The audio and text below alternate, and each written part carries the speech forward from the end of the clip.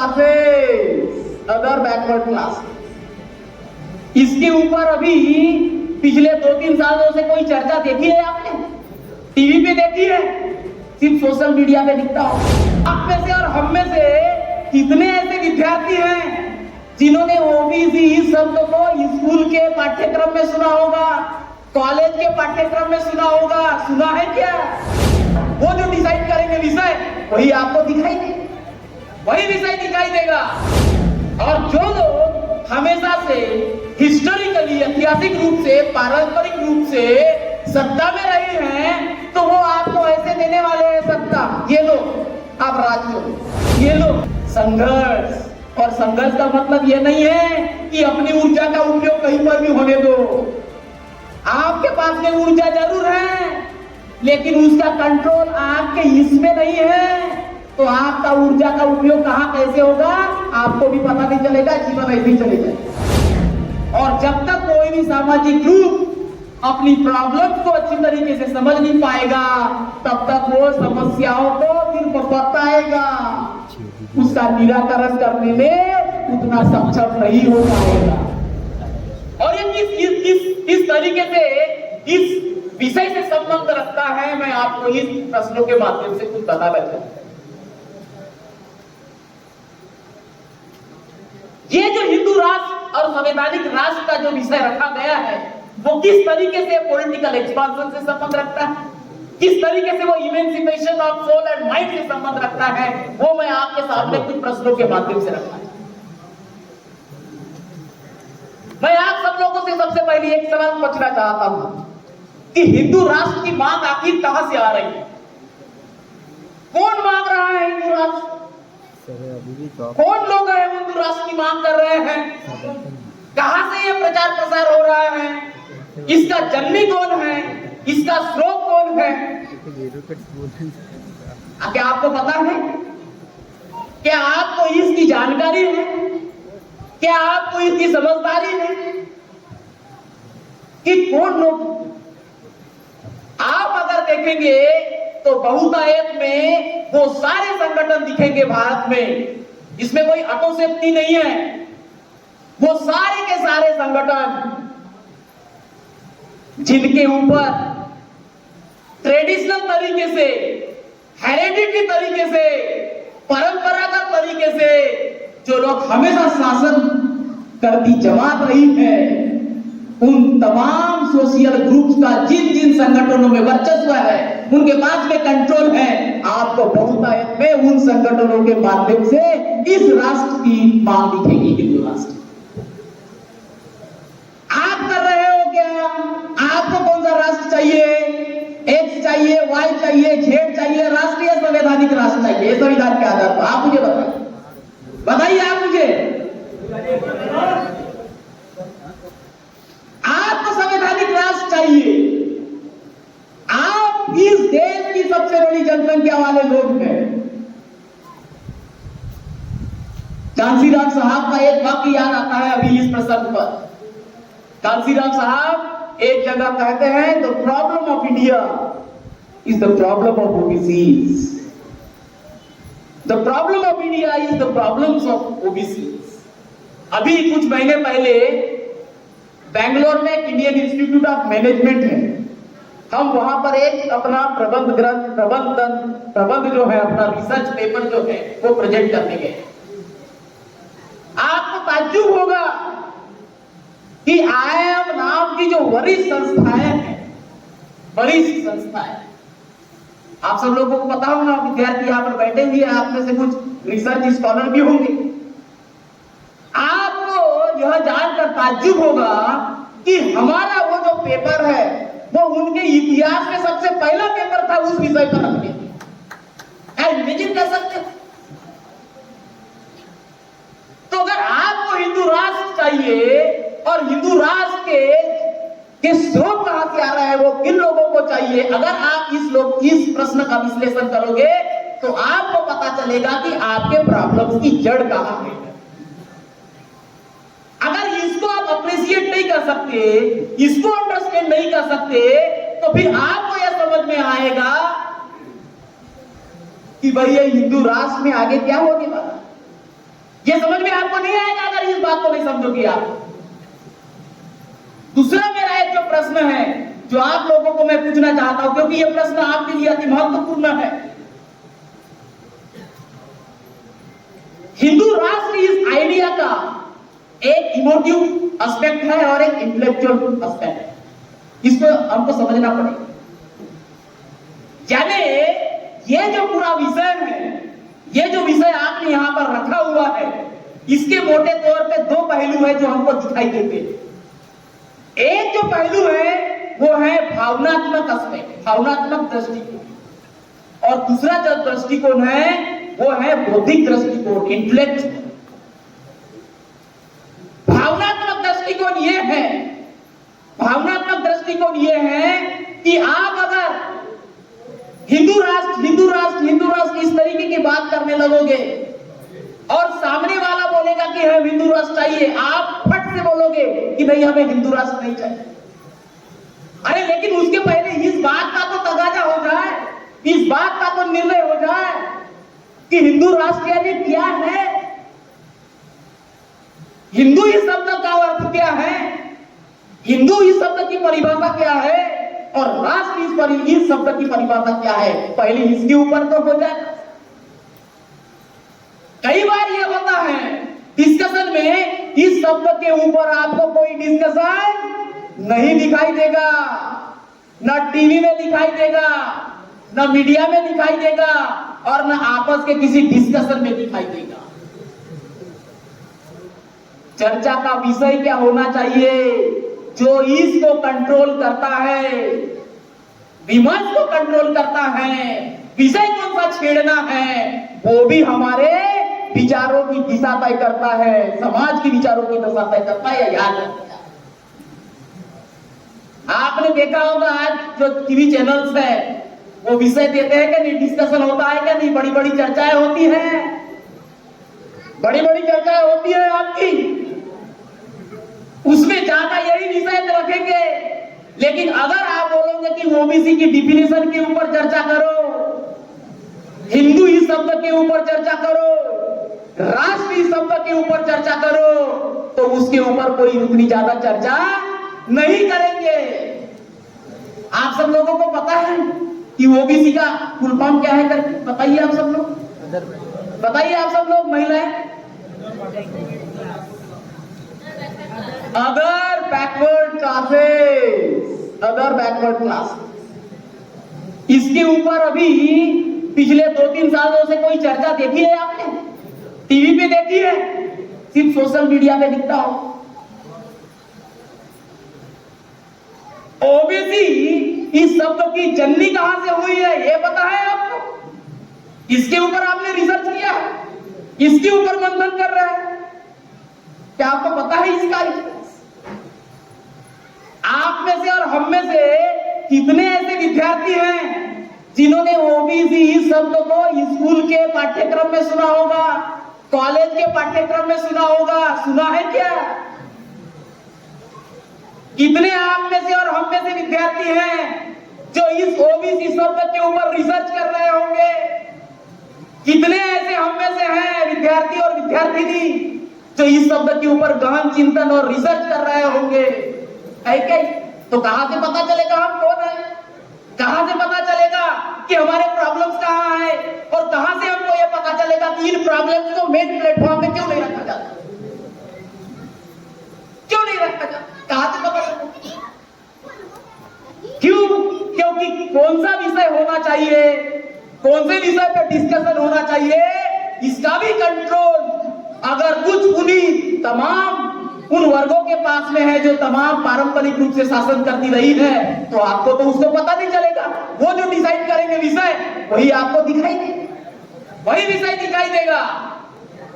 आपने यहाँ पर इतनी सारी आपने विषय रखे हुए मैडम, आप सब लोगों, आप लोगों ने इतने सारे यहाँ विषय रखे हुए हैं। आप लोगों में से कितनी महिलाओं ने ये सारे विषय पढ़े हैं? ईमानदारी से हाथ खड़ा कीजिए। ईमानदारी से हाथ खड़ा करने, हाथ खड़ा करने के लिए नहीं बोल रहा हूं, ईमानदारी से हाथ खड़ा करने के लिए बोल रहा हूं। आप में से कितनी महिलाएं हैं जिन्होंने ये आपने जो विषय रखे आपके इस पॉम्पलेट में पढ़ा है। कितने हाथ खड़ा कीजिए। एक भी महिला यहां पर हाथ खड़ी नहीं कर रही है, एक भी महिला हाथ नहीं खड़ी कर पा रही है।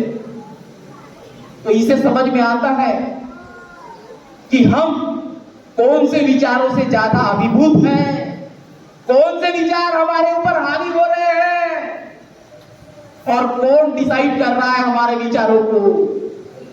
जब तक इसके ऊपर आप चर्चा नहीं करोगे घर में, जब तक इसके ऊपर आप ग्रुप में चर्चा नहीं करोगे, जब तक आप अपने विषयों को नहीं देखोगे, तो उन विषयों को उठाने वाले दूसरे लोग रहेंगे क्या? और जो लोग हमेशा से हिस्टोरिकली, ऐतिहासिक रूप से, पारंपरिक रूप से सत्ता में रहे हैं, तो वो आपको ऐसे देने वाले हैं सत्ता, ये लो आप राज करो, ये लो आप राज करो, ये लो आप निर्णय लो, ये लो आप नीतियां बनाओ। ये होने वाला है क्या? संघर्ष। और संघर्ष का मतलब ये नहीं है कि अपनी ऊर्जा का उपयोग कहीं पर भी होने दो।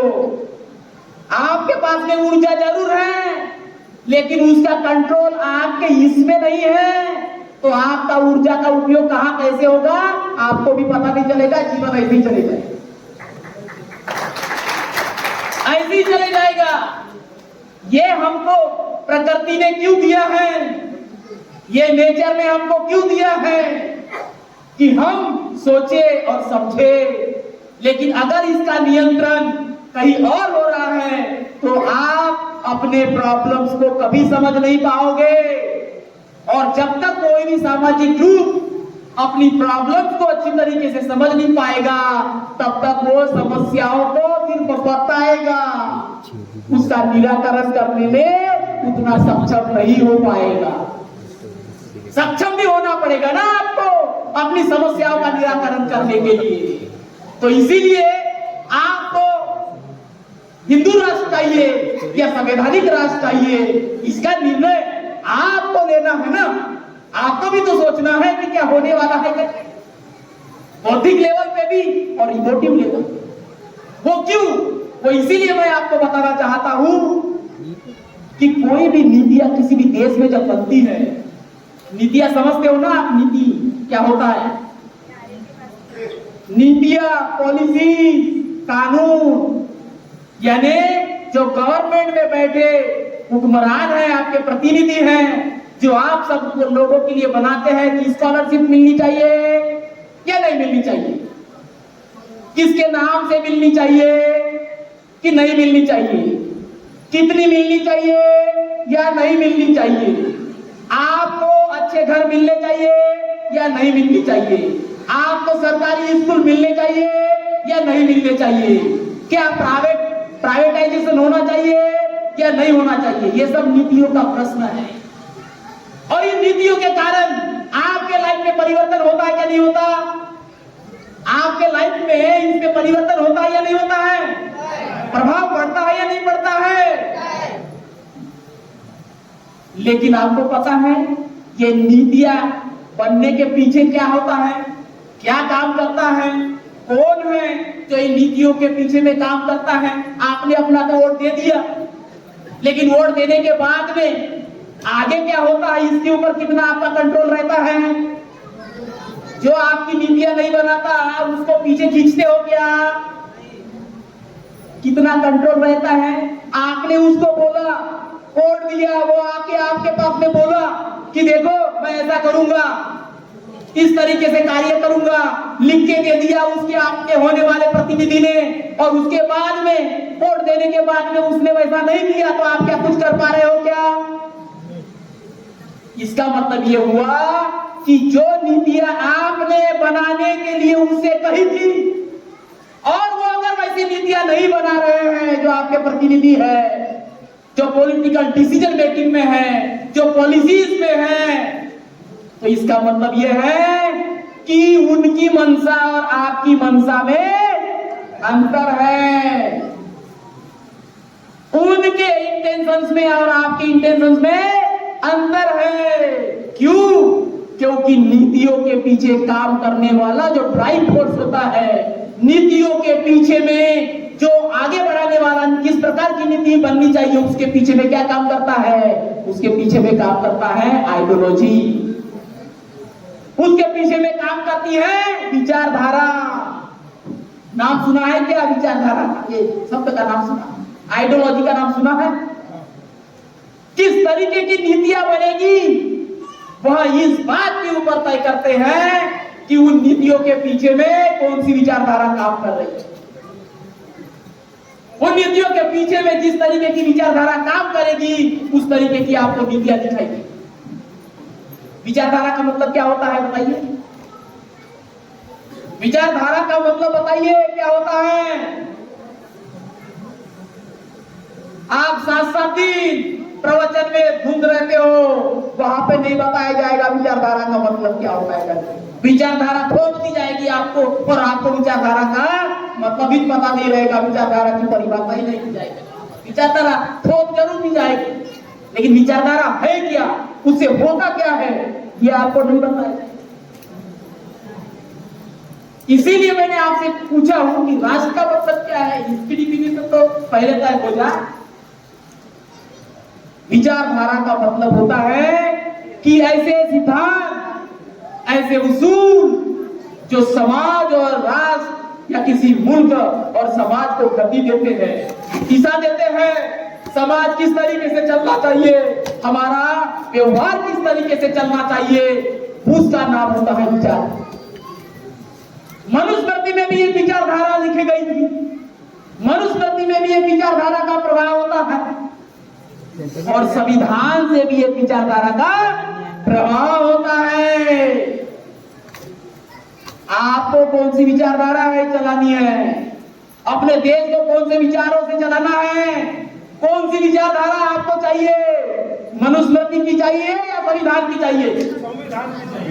जोर से बताओ, जोर से बताओ ओबीसी भाइयों और बहनों। और अगर संविधान की विचारधारा चाहिए तो फिर संविधान के अनुसार नीतियां भी बननी चाहिए। ये समझना जरूरी।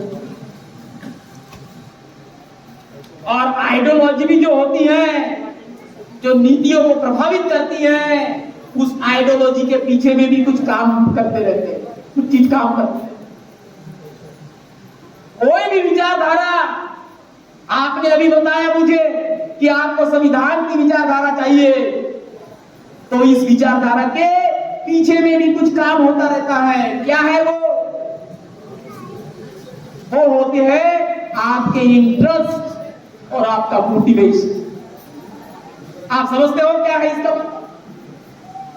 विचारधारा के पीछे में भी कुछ स्वार्थ होती है, कुछ मोटिवेशन होता है। और जब आप संविधान की बात करते हो, संविधान की विचारधारा की बात करते हो, तो उसमें हमारा मोटिवेशन क्या है? हमारा मोटिवेशन है कि सबका भला हो, सब में समानता हो, भाईचारा हो, जातियां ना हो और किसी भी प्रकार से धर्म और पंथ के आधार पर किसी के साथ में कोई भेदभाव न हो। ये मोटिवेशन है उस विचारधारा के पीछे। क्या इस प्रकार की सारी जो चीजें हैं, एक्स वाली जो राष्ट्र है, वाई वाली जो राष्ट्र है, या जेड वाली जो राष्ट्र है, उसमें सब आपको मिलेगा क्या? ये आपको वहां मिलने वाला है। इसीलिए मैं आप लोगों से पूछा कि इन हिंदू राष्ट्र की जो बात कर रहे हैं वो लोग कौन लोग? आपको आगे का प्रश्न पूछने के पहले मैं एक चीज बताना चाहता हूं। वो चीज ये है कि अगर हम भारत को देखें, मेरे को किसी कानून के ऊपर या गवर्नमेंट की किसी नीति के ऊपर कोई टिप्पणी करने का अधिकार नहीं। मैं कुछ रूल्स में हूं, मैं सरकारी अफसर हूं यहां पर अभी, बराबर है? तो सरकारी अफसर के कुछ नियम होते हैं और उनको उसको पालन करना पड़ता है। और इसीलिए मैं कुछ जो चीजें हैं वो चीजें बताना चाहता हूं जो मैं बता सकता हूं। अगर भारत के पूरे इतिहास को अगर देखें, अंग्रेजों के जाने के बाद, उसमें 4 प्रकार के वैचारिक राजनीतिक सिस्टम काम करते रहे। हमारे से जो बड़े बुजुर्ग हैं यहाँ पर जो बैठे हैं उन सबको ये पता रहेगा। 4 बड़े वैचारिक और राजनीतिक सिस्टम काम करते रहे। कौन सा है वो? एक है कांग्रेस सिस्टम। एक कौन सा है? Congress system.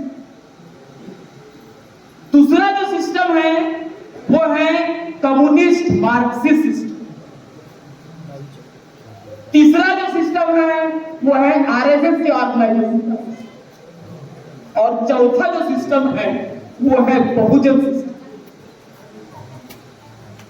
SC ST OBC इनकी जो विचारधारा है, जो विचारधारा संविधान के माध्यम से और समतावादी आंदोलन के माध्यम से आगे ले जाना चाहते हैं।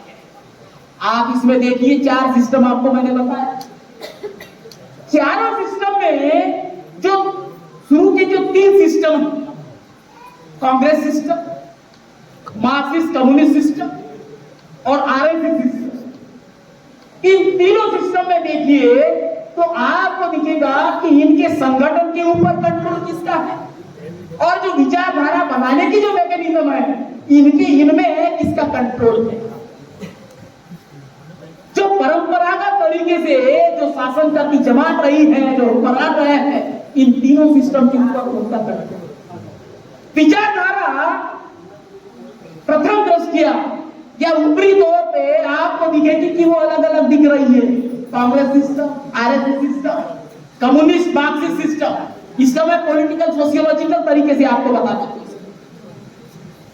लेकिन इनकी जो कंट्रोल है इस विचारधारा बनाने में और संगठन में वो कुछ चंद कम्युनिटीज का और सोशल ग्रुप्स का किया। तो अगर आप हिंदू राष्ट्र की बात करते हो तो हिंदू राष्ट्र किस प्रिंसिपल पर आधारित है? कौन से सिद्धांत है जिसके ऊपर आधारित है? आप लोगों ने इसके बारे में पढ़ा है, महिलाओं ने पढ़ा है, कभी पूछा है कि कौन से ऐसे सिद्धांत हैं, कौन सी ऐसी विचारधारा है जिसके ऊपर यह जो राष्ट्र जिसका विषय आपने रखा है वो किन प्रिंसिपल्स के ऊपर आधारित है? कौन से प्रिंसिपल्स? क्या कभी आपने इसके ऊपर सोचा? दो जो ब्रॉड जो बड़ी बातें हैं जो यहाँ पे हमको चूंकि ज्यादा समय नहीं है और आगे में दूसरा भी सेशन है और यहाँ पर हमारे डोबरे साहब भी बोलने वाले हैं, लेकिन दो जो मेन जो बातें हैं जो आपको जानना और इस पटल पे हमको डिस्कस करना जरूरी है। 2 चीजें कोई भी अपन इस चीज को अच्छी तरीके से याद रखिएगा और ये आप जितना देर तक याद रख सकते हैं उतने देर तक याद रखिएगा। कौन सा चीज? कोई भी अखंड राष्ट्र,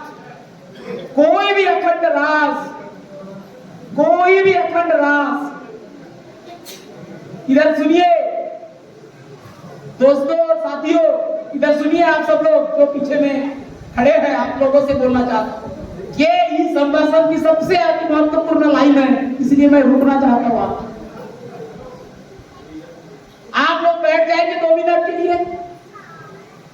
सबसे अति महत्वपूर्ण कुछ भी मेरे इन जो आपने आधा घंटा दिया है इस आधे घंटे में सब कुछ भूल जाए, लेकिन इस लाइन को मत भूलिए। महिलाएं भी खास, मेरी माता बहनें यहां पर, कोई भी अखंड राष्ट्र खंडित विचारधारा पर खड़ा नहीं रह सकता। कोई भी राष्ट्र किसी भी तरीके से आप बनने की कोशिश करो, लेकिन खंडित विचारधारा पर आधारित नहीं हो सकता। आपने जो आज विषय रखा है हिंदू राष्ट्र की बात, वो किस विचारधारा पर आधारित है? कौन सी विचारधारा पर आधारित है? इन लोगों का कहना है जो इसमें जो लोग विश्वास करते हैं, जो दोस्त हमारे इस चीज में विश्वास करते हैं, जो भाई हमारे इसमें विश्वास करते हैं, उनकी 2 अति महत्वपूर्ण चीजें दिखाई देती है। क्या है? जिनका कहना है कि ये जो पूरा पाकिस्तान, अफगानिस्तान, नेपाल, बांग्लादेश से लेकर इधर श्रीलंका तक पूरा जो भूप्रदेश है वो है हिंदू राष्ट्र यानी भौगोलिक प्रदेश,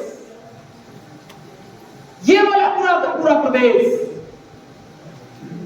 और दूसरा, इस प्रदेश में ये जो भौगोलिक प्रदेश है, ये जो ज्योग्राफिकल एरिया है, इस एरिया में जो कल्चर है, जो हमारी रिलीजियस और कल्चरल यानी धार्मिक और हमारी सांस्कृतिक जो धरोहर है, वो हिंदू है। ये इनका ये दो चीजें इंपॉर्टेंट है। लेकिन मैं ये कहना चाहता हूं कि ठीक है, ये आप बोल रहे हैं, ये आप इस तरीके से बोल रहे हैं, और आप ये जितने भी लोग यहां पर हैं, इन लोगों को आप एक विशिष्ट नाम दे रहे हैं। मैंने इसलिए आपको शुरू में कहा कि इसकी परिभाषा बताओ, क्या मतलब क्या है। चलो मान लेते हैं कि आप सब लोग इन लोगों को एक नाम दे दिया। अब दूसरी चीज मैं आपसे ये पूछना चाहता हूं कि इन सब लोगों को नाम तो दे दिया, आइडेंटिटी आपने दे दी, लेकिन इन सभी लोगों के बीच में आपसी संबंध समानता पर होगा क्या? इक्वलिटी पे होगा क्या? जातियां खत्म कर दी गई क्या? जातियां जो आपके धार्मिक ग्रंथ हैं उसमें से जातियां खत्म कर दिए क्या? और अगर जो आपके ग्रंथ हैं उनमें इस प्रकार की कोई भी अगर टिप्पणी की गई होगी तो आप उसमें संशोधन करने के लिए तैयार हो गया, उसका क्या होगा? सिर्फ और सिर्फ आपको नाम देने से आपके आपस के संबंध इक्वलिटी पर निर्धारित नहीं हो सकते। डॉक्टर बाबा साहब अम्बेडकर कहते हैं कि एक ही कल्चर का होना, एक ही संस्कृति का होना, एक ही प्रकार के कपड़े पहनना, एक ही प्रकार के रीति रिवाज करना, एक ही प्रकार के अनुष्ठान करना, इसका मतलब यह नहीं होता कि वो सारे लोग इक्वल है। मतलब ये नहीं होता। निर्णय लेने में किसकी भूमिका होनी चाहिए ये भी तो डिसाइड होना चाहिए। निर्णय हम सबके लिए जो निर्णय लेते हैं उसमें भी भूमिका होनी चाहिए या नहीं होनी चाहिए ये भी तो डिसाइड होना चाहिए। नहीं तो आपने एक आइडेंटिटी दे दी और उसको ही पैरोट के तरह रट रहे हो, लेकिन उसमें इन्वेस्टिगेशन नहीं कर रहे हो, उसमें संशोधन नहीं कर रहे हो, और यहां तक नहीं तो संशोधन की छूट भी नहीं दे रहे हो। तो ऐसी स्थिति में जो एकता बनेगी वो खोखली एकता होगी, वो पुष्ट एकता नहीं होगी, वो समानता पर आधारित नहीं होगी। एकता की बात करना, लेकिन उसके लिए लड़ना भी पड़ता है। मैं और मेरे भाई को कहता हूं कि हम एक हैं, मैं और मेरे भाई को कहता हूं कि हम एक हैं, लेकिन मेरा भाई मेरे सुख दुख में कोई साथ नहीं देता, तो फिर उस वक्त हम एक कैसे हुए? एक कैसे हुए? मुझे अगर आपकी समस्याओं का से कोई लेना देना ही नहीं है, समानता में मैं विश्वास करता हूं, लेकिन उस समानता को आप सिरे से खारिज कर रहे हो, उसके ऊपर कुछ काम नहीं कर रहे हो, और इस प्रकार के जो सारे मुद्दे ले रहे हो आप, इसके ऊपर कोई मंथन ही नहीं हो रहा है, तो ऐसी स्थिति में कहां से एकता आएगी और कहां से एक अखंड राष्ट्र की कल्पना कर सकते हो जब विचारधारा खंडित हो? इसीलिए मैंने कहा कि खंडित विचारधारा पर कोई भी अखंड राष्ट्र कभी खड़ा नहीं हो सकता।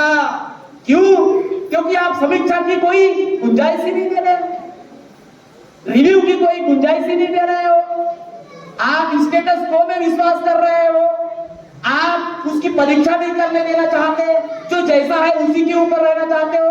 और अगर मैं उसकी परीक्षा करने चाहूं तो आप बोलते हो कि नहीं, इसके ऊपर डिस्कशन मत करो, इसके ऊपर चर्चा नहीं करनी चाहिए, ये कोई हमारा विषय है क्या करके। और यही नहीं तो यह भी कहा जाता है कि इसके ऊपर अगर हम, जैसे कि आपने यहां पर मुद्दा उठाया, यहां पे आपने मुद्दा उठाया SC ST OBC का मुद्दा उठाया, लेकिन कुछ लोग ऐसे हैं कि अगर ये मुद्दे उठाओगे तो वो कहते कि नहीं, इससे जातिवाद और बढ़ेगा, इससे जातिवाद और बढ़ेगा।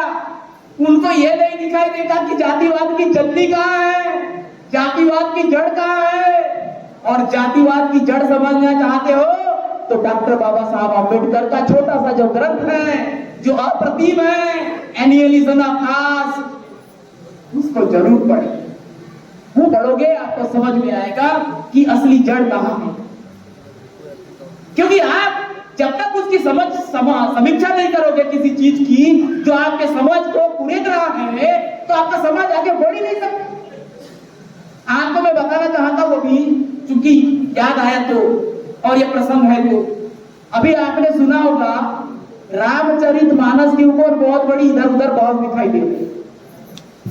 रामचरितमानस के ऊपर अभी देश में बहुत बड़ी इधर उधर बहस दिखाई दे रही थी, और खासकर मीडिया में तो उसके ऊपर बहुत ज्यादा वही रिवाइंड किया जाता है, वही रिवाइंड। आपके मुद्दों को लेने के लिए जाओ और बोलोगे तो बोलेगा कि नहीं ये देखे ऊपर पे।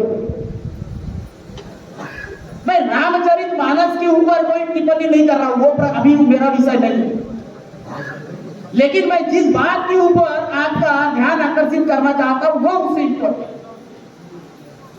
आपने एक बात की जरूर गौर किया होगा। कौन सी बात?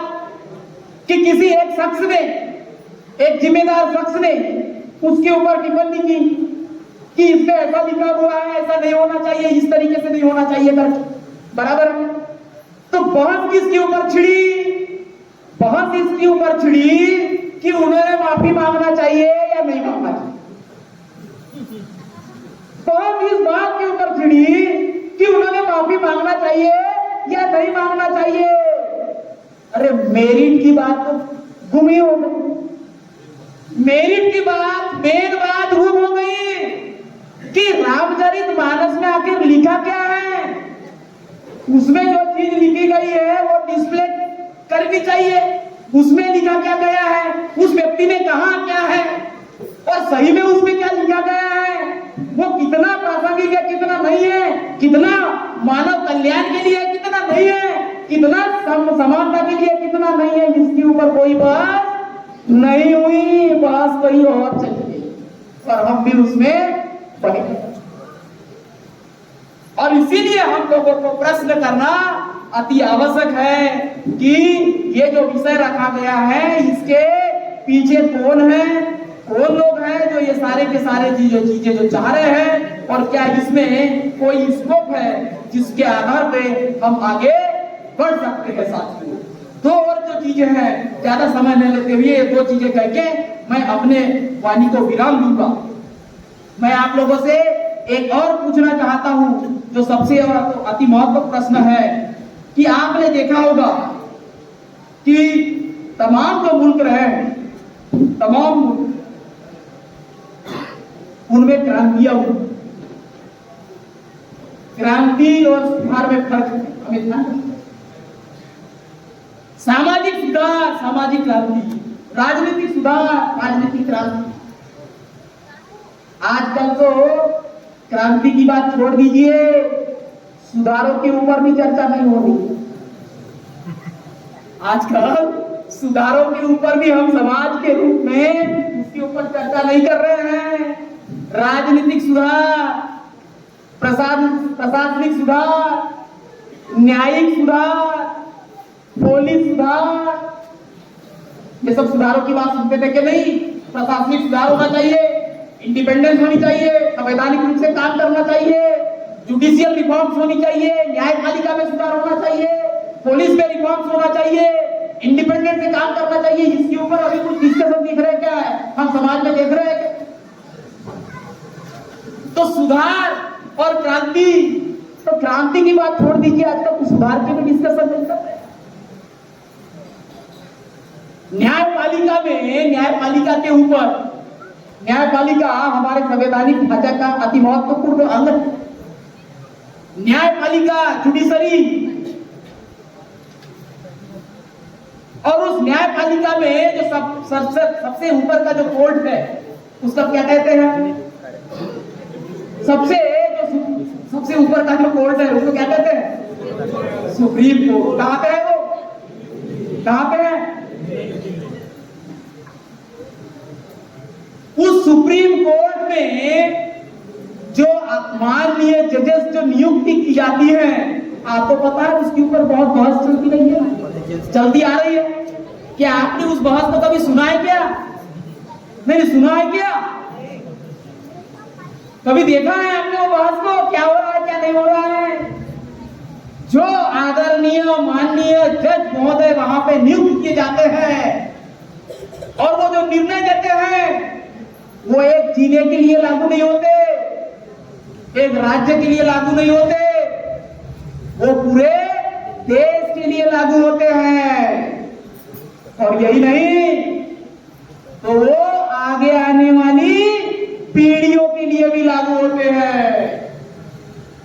और इसीलिए वहां पे जो नियुक्ति है वो बहुत ही स्वतंत्र तरीके से होनी चाहिए, संवैधानिक तरीके से होनी चाहिए। इसकी मैकेनिज्म हमारे संविधान। दूसरा जो संवैधानिक जो संगठन है विधायिका यानी संसद, आप सब लोगों को पता होना चाहिए कि दोनों के बीच में अभी कुछ दिनों में बहुत मतलब कुछ ये चल रहा था कि कुछ ये नहीं करते, इस तरीके से न्यूज में है। सबसे अति महत्वपूर्ण जो मुद्दा है वो ये मुद्दा है कि उसमें रिप्रेजेंटेशन क्या है। रिप्रेजेंटेशन क्या है? कितने आप देखते हैं यहां पर जो बड़े हमारे संवैधानिक संस्था है उसमें जो फांसियों पे रहे हुए जो कम्युनिटीज है, सोशल ग्रुप्स है, चाहे वो एससी हो, एसटी हो, ओबीसी हो। आप लोगों ने आईआईटीज का नाम सुना है? आईआईटीज में उसमें ओबीसी के कितने प्रोफेसर है पूरे इंडिया में, कितनी वैकेंसीज है? कभी आपने वो आंकड़े देखे? IIM Indian institute of management उसमें कितने हैं ओबीसी, एससी, एसटी के ऊपर, उसके आंकड़े देखे? इसका जवाब आप हिंदू राष्ट्र की कल्पना रखने वाले लोगों से पूछिए। ये आपको पूछना चाहिए क्या नहीं पूछना चाहिए? हिंदू राष्ट्र में इक्वलिटी की क्या भूमिका होगी? प्रतिनिधित्व की क्या भूमिका होगी? निजीकरण की क्या भूमिका होगी? ये भी उन लोगों से जाके पूछिए, इस पे स्टेट क्लियर कीजिए। ये अति महत्वपूर्ण प्रश्न है और जब तक इन प्रश्नों को आप पूछोगे नहीं, ये जो आपने मुद्दे लिखे हैं ये मुद्दे आप तो खुद भी नहीं पढ़ रहे हो, खुद भी नहीं पढ़ रहे हो और आपको खुद भी पता नहीं है, तो ऐसी स्थिति में आप मेन स्ट्रीम में किस तरीके से इसको ला सकते हो जब ये प्रश्न नहीं। और इसीलिए साथियों आप लोगों को जब भी इस प्रकार के किसी एक्स वाई जेड राष्ट्र के बारे में कल्पना करते हो तो सबसे पहले यह पूछने की कोशिश कीजिए कि उसमें मानव कल्याण और मानव मात्र के कल्याण के लिए क्या योजनाएं हैं। जो रिलीजन, जो पॉलिटिक्स, जो समाजकारण, जो कल्चर, किसी भी प्रकार की कोई भी इंस्टीट्यूशन है, अगर वो मानव कल्याण के प्रति प्रेरित नहीं है, उसका मानवता के लिए कोई उपयोग नहीं है, कोई भी रिलीजन, कोई भी।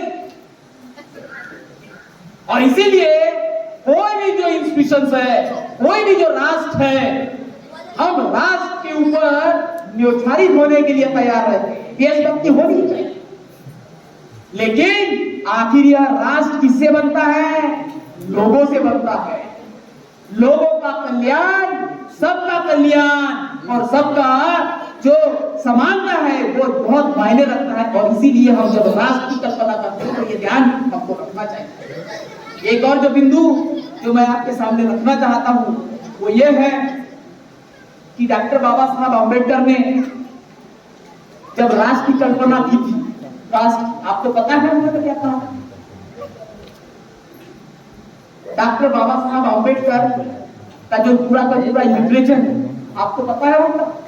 इतना लिटरेचर है कि अभी जो पब्लिश हुआ है वो आधा भी नहीं है। कहते जो पब्लिश किया गया है, जो प्रकाशित हुआ है, जो आया है हमारे तुम्हारी नजरों के सामने और जिसमें कि हम बहुत बार पढ़ते भी नहीं क्योंकि ऑलरेडी पूर्वाग्रह रहते हैं।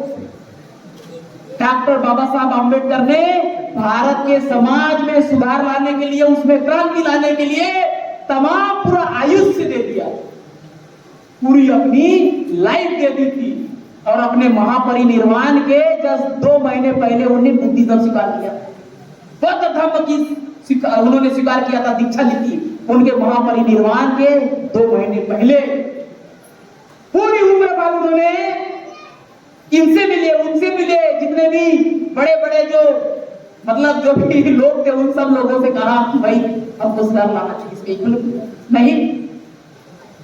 और जो ग्रंथ उन्होंने लिखा एनिहिलेशन ऑफ कास्ट यानी जाति का उच्चाटन, उस भाषण को जब वो इनवाइट किया गया था कहां पे, लाहौर में, वहां पे जात पात तोड़क मंडल उन्होंने 1936 में जब उनको इनवाइट किया था तो उन्होंने कहा कि आप इस भाषण में संशोधन कीजिए, इस भाषण में परिवर्तन कीजिए और तब आइए भाषण देने के लिए। बाबा साहब ने कहा कि आप मुझे नहीं आने देंगे तो चलेगा, लेकिन जो सही है, जो समाज के लिए सही है, जो भारत के लिए सही है, वही सही होगा। और वो वही, और वही उसी का नतीजा है कि वो वहां गए थे, उन्होंने उस भाषण को पुस्तक के रूप में प्रिंट किया। आप में से प्रत्येक व्यक्ति को पढ़ना चाहिए, रिसर्च के लिए ये सब। उस ग्रंथ में बाबा साहब लिखते हैं कि ये जो राष्ट्र की संकल्पना है, जो कुछ लोग कहते हैं कि 2500 साल से, 3000 साल से या जो भी, वो ये बात भूल जाते हैं कि यहाँ पे कितनी जातियां हैं, हजारों, और एक जात दूसरी जाति के साथ में किसी भी प्रकार का कोई संबंध नहीं रखना चाहते। तो अगर मान के चलो हम एक दूसरे के साथ में संबंध रखना ही नहीं चाहते हैं, तो हम कैसे एक दूसरे का साथ देने के लिए तैयार रहेंगे? और अगर हम एक दूसरे का साथ नहीं दे सकते, सुख दुख में एक दूसरे का साथ नहीं देते, क्यों? अरे नहीं, उसकी जाति अलग है, उनका वो मामला है कर, उसके ऊपर अन्याय भी होता रहेगा, मैं कहूंगा नहीं वो उसका मामला है करके। तो ऐसे स्थिति में वो एक राष्ट्र हो गया और तो आप एक राष्ट्र। राष्ट्र का मतलब क्या है कि भातृत्व की भावना, बंधुत्व की भावना, एक दूसरे के प्रति भाईचारे की भावना, एक दूसरे के प्रति सुख दुख में शामिल होने की भावना, उसका मतलब होता है राष्ट्र। लेकिन अगर आप जो राष्ट्र बोल रहे हो उसमें ऊंच नीच की भावना भी रहेगी, उसमें प्राइवेटाइजेशन भी रहेगा, उसमें हायरार्की भी रहेगी कि ये ऊंचा ये नीचा, उसके बाद में आपके बीच में संवेदनशीलता नहीं रहेगी। तो ऐसी स्थिति में वह राष्ट्र अखंड अखंड बोला जाएगा, लेकिन वो राष्ट्र रहेगा खंडित। और इसीलिए डॉक्टर बाबा साहब आंबेडकर ने जिस राष्ट्र की कल्पना की थी, वह राष्ट्र इन तमाम धर्म, जाति, मजहब और XYZ जो भी थे, इसके परे एक नई कल्पना, एक नया एक्सपेरिमेंट। क्योंकि अगर आप तमाम उनको को देखोगे, जहां जहां कभी रिलीजन, कभी क्रीड, कभी इथनिसिटी, किसी कभी लैंग्वेज, इसके आधार पे जब राष्ट्र बनने लगे, वो ज्यादा स्थायी नहीं हो सकते, ज्यादा स्थायी नहीं हो सकते। क्योंकि एक ही रिलीजन है, लेकिन एक ही रिलीजन में एक व्यक्ति भूखा है और एक व्यक्ति बहुत ही करोड़ों कमा रहा है। एक ही जाति है और एक जाति में एक व्यक्ति बहुत गरीब है और एक बहुत कमा रहा है। ऐसे स्थिति में आप भातृत्व की भावना नहीं देख सकते, उसमें पहले से ही खंडित विचारधारा धरी रहेगी। और इसीलिए साथियों, हम सब लोगों को मानव मात्र के कल्याण की जो विचारधारा है उसमें विश्वास करके भी आगे बढ़ना चाहिए। तभी आप लोगों को ये वाले जो मुद्दे हैं आपको दिखाई देंगे कि इसके ऊपर बात हो रही है, सामाजिक विचार विमर्श में हो रही है, राजनीतिक मुद्दे बन रहे हैं। और जब तक ये आपके राजनीतिक मुद्दे नहीं बनेंगे, तब तक आपकी समस्याओं का निराकरण आपके प्रतिनिधि नहीं करेंगे। साथियों, इन चंद शब्दों के साथ में आप लोगों ने यहाँ पर मुझे बुलाया, आदर और सम्मान दिया और आप लोगों ने मेरे को सुना, इसके लिए आप सबको साधुवाद। आगे में भी हम सब लोग मिलके इस देश को, इस हमारी पवित्र देश को, भारत भूमि को समता मूलक समाज बनाने के लिए अग्रसर रहेंगे सामाजिक रूप से। इसी आशा के साथ में मैं अपनी वाणी को विराम देता हूँ।